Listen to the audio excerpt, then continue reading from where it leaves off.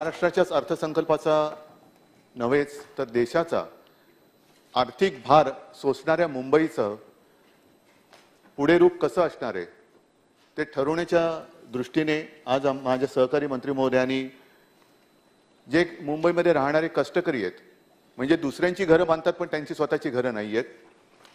मुंबईमध्ये अनेक जण येतात, अन्न वस्त्र निवारा, अन्न वस्त्र मिळतं पण दिवसभर काम केल्यानंतर पाठ टेकाला स्वतःचं घर नसतं.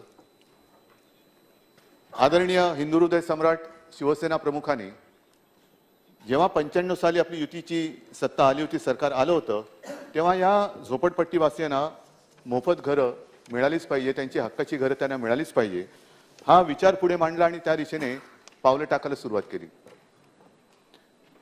त्याच्यानंतर आज किती वर्ष झाली आपल्याला सर्वांना कल्पना आहे. अनेक झोपडपट्टी पुनर्विकासाचे प्रकल्प सुरू झाले पण त्याची गती कासवाच्या गतीपेक्षाही ही कमी राहिली, मंद राहिली. आपण असं एक मानतो की आजोबा नारळाचं झाड लावतात पण त्याचं फळ नातवाला मिळतं. आता नातवंडाच्या पुढे सुद्धा दिवस जात चालले, फळं लागतायत पण मलाही कोण खाते हा एक संशोधनाचा विषय असेल.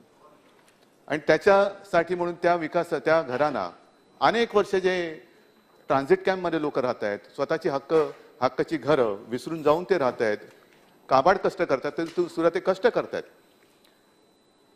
त्यांना घरं मिळवून देण्यासाठी ज्या काही योजना आपण आणलेल्या आहेत त्याच्याबद्दल मी माझ्या तिन्ही मंत्री महोदयांचं आणि सहकाऱ्यांचं अभिनंदन करतो, धन्यवाद देतो.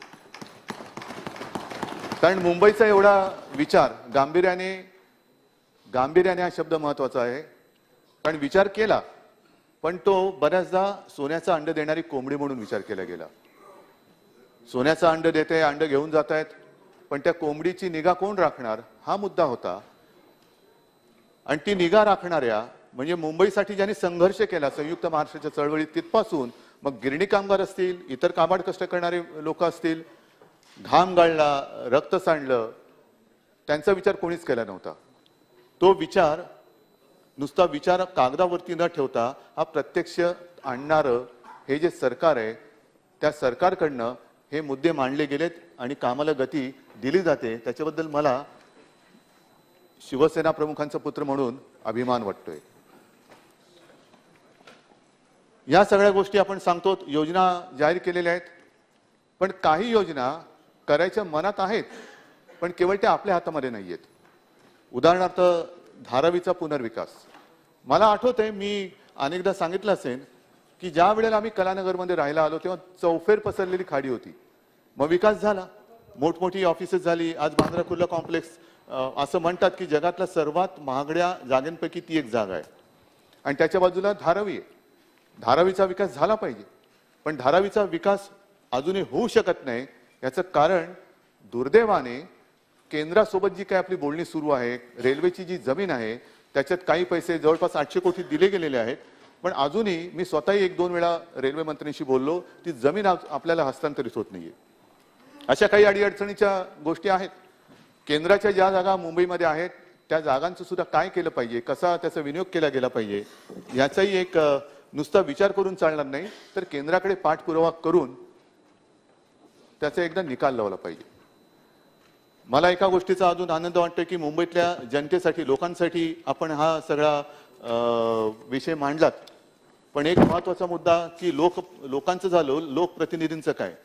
तर याही गोष्टीत मला सांगायला आनंद होतोय की जवळपास 300 आमदारांसाठी सुद्धा आपण घरं बांधणार आहोत, आमदारांसुद्धा आपण घरं देणार आहोत.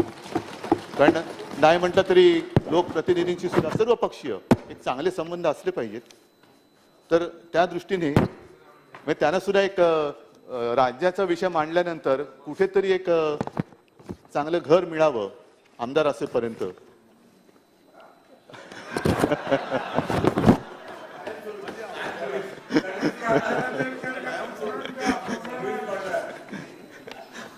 असेपर्यंत का नंतर पण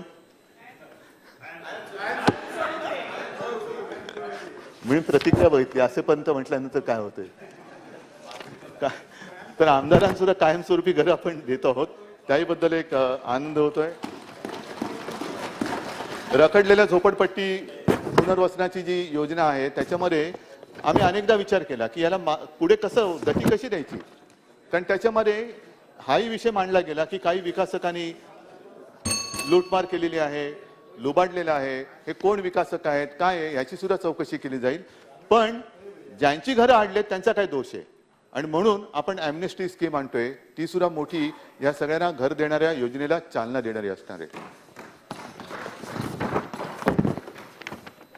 अनेक गोष्टी इकडे मांडल्या गेल्या. म्हाडाच्या माध्यमातून सर्वसामान्यांच्या घरांसाठी येणाऱ्या अडचणी दूर करून देशात सर्वात उत्तम उदाहरण उभे करण्याचा आमचा विचार नाही, तर तो प्रयत्न करून आम्ही करून दाखवणार आहोत. कारण आपण एकदा घोषणा केली का त्याच्या आधी विचार करतो, विचार करून घोषणा करतो, आणि घोषणा केली की काम करतो. त्याच्यामुळे आता घोषणा झालेली आहे, आता काम करणार. काम करा, घोषणा करायची की नाही नंतर. त्याच्यानंतर अनेक वर्ष ज्याचा उल्लेख माननीय गृहनिर्माण मंत्र्यांनी केला, गोरेगावातली पत्राचाळ, सिद्धार्थनगर, तिचा सुद्धा जो काही एक बखडा होता तो सोडवलेला आहे. बीडीडी चाळी कित्येक वर्ष नुसतं करू करू करू करू चाललेलं, झिम्मा फुगडी सगळं चाललेलं, पण त्याला सुद्धा सुरुवात झालेली आहे, म्हणजे प्रत्यक्ष कामाला सुरुवात झालेली आहे. नोकरदार आणि शिक्षणासाठी आलेल्या विद्यार्थिनी आणि महिलांना राहायचं कुठे हा प्रश्न होता, त्यांच्यासाठी सुद्धा आपण वसतिगृह बांधतो आहोत. त्याच्यानंतर म्हाडाचे सेवा शुल्क किंवा अकृषी कर यामुळे अडकलेल्या रहिवाशांना दिलासा आपण देतो आहोत. सफाई कामगार म्हणजे मुंबई साफ राहिली पाहिजे, सगळं राहिलं पाहिजे, त्यांचं आयुष्य फार वाईट असतं. म्हणजे ते जे काम करतात म्हणून आपण सुखाने राहू शकतो, हे असल्यानंतर त्यांना निदान स्वतःचं घर सुद्धा देऊ शकत नाही, असं जर असेल तर आपल्याला लाज वाटली पाहिजे. म्हणून त्यांचा सुद्धा हा विचार या धोरणामध्ये केलेला आहे. आणि एकूणच मला हेच मुंबईतल्या जनतेला आणि महाराष्ट्रातल्या जनतेला सांगायचं आहे, ज्याप्रमाणे ग्रामीण भागातल्या जनतेला आपण घरं देतो आहोत, शहरात राहणाऱ्या आणि कष्ट करणाऱ्या लोकांना सुद्धा आपण घरं देतो आहोत. आणि म्हणून मला म्हणायचं आहे की अनेकदा असं होतं की निवडणुकीच्या वेळेला आपण घोषणा करतो, निवडून येतो आणि नंतर विसरून जातो. मग आपण सांगतो की असं बोलावंच लागतं, अशा अनेक गोष्टी असतात. पण महाविकास आघाडीचं सरकार हे केवळ बोलणारं नाही, तर जे बोलतो ते करून दाखवणारं सरकार आहे. आणि आज सुद्धा झालेल्या गोष्टी या मुंबईकरांच्या हिताच्या आम्ही करून दाखवल्याशिवाय राहणार नाही, हे पुन्हा एकदा वचन मी माझ्या मंत्रिमंडळाच्या वतीने आणि सरकारच्या वतीने देतो. धन्यवाद. जय हिंद, जय महाराष्ट्र.